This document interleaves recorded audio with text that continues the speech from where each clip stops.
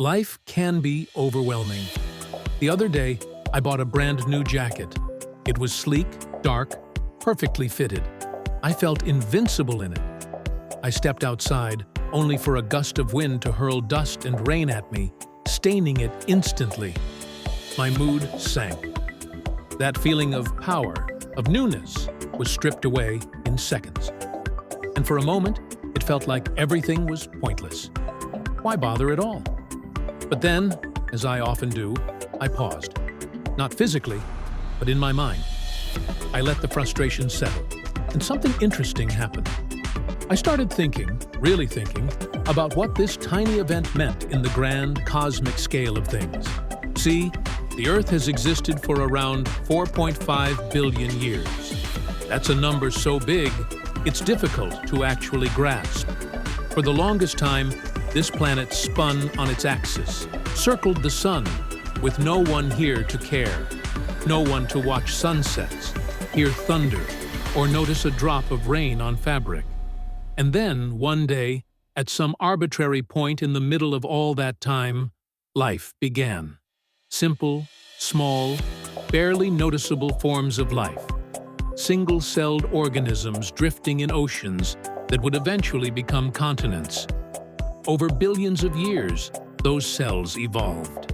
They learned to cling to rocks, to soak up sunlight, to crawl, to see, to fear. And eventually, impossibly, some of those creatures became conscious beings. Beings like us.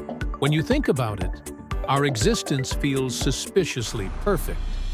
The Earth isn't boiling hot or freezing cold. The gravity holds us down just enough to keep us from floating off into the void, but not so much that we're crushed under our own weight. Water is abundant. Oxygen is available. It's almost too convenient. It makes you wonder, were we meant to be here? Or did we just get lucky? We began building societies, cities, stories. We started naming things, creating systems to understand the strange, complex world around us. We shaped the land, invented tools, made languages, and eventually, we got so good at this whole existing thing that we started pondering what it all meant. Somewhere along the way, we also invented something remarkable: time. Not in the cosmic sense. Stars and seasons always moved with or without us. But in the human sense, we created seconds, minutes, hours, and years.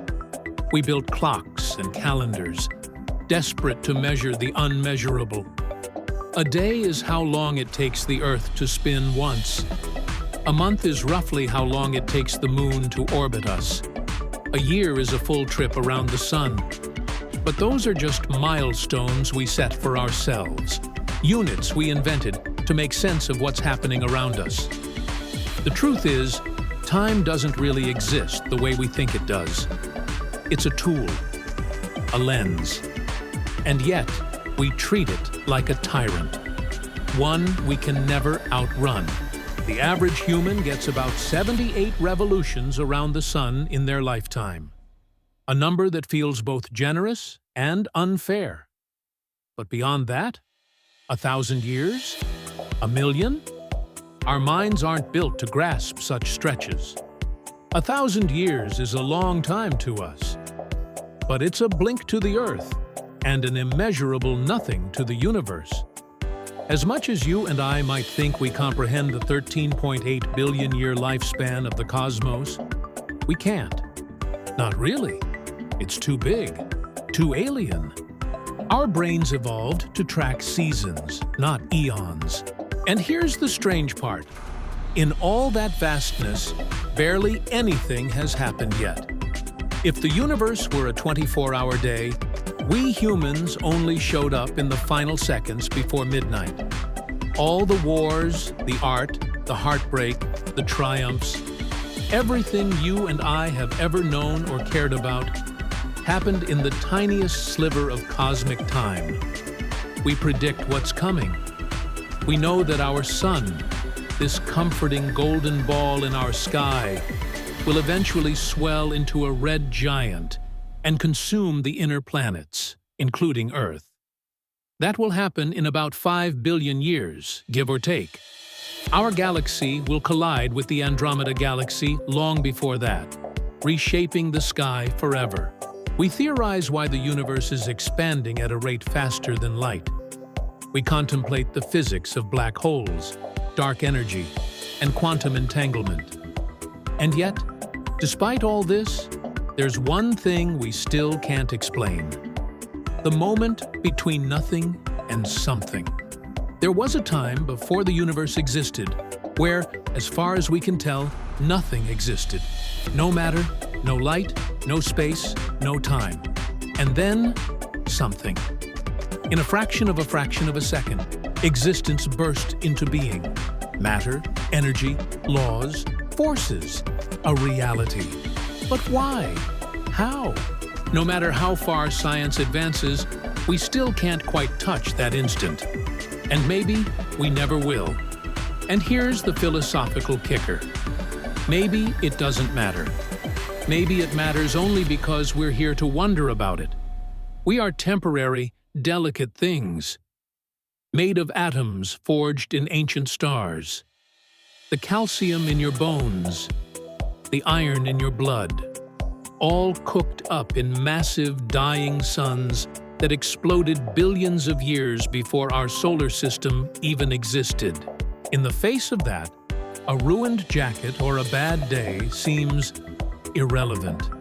Even your biggest, most existential fears, the ones that keep you up at night, shrink when compared to the scale of a universe so vast it hasn't even begun its story yet. But there's a paradox in all this. If nothing matters in the grand cosmic sense, then everything can matter in the personal human sense. A kind word, a quiet moment, the taste of fresh fruit, the warmth of sunlight through a window. These tiny, fleeting experiences are rare. In fact, the odds of you existing right now are so impossibly small, you might as well have won the greatest lottery imaginable. You are conscious. A brief, flickering awareness in the middle of infinite nothingness. You can hear music, laugh, cry, remember, dream. Those aren't trivial things, they're impossible things, and they are happening to you.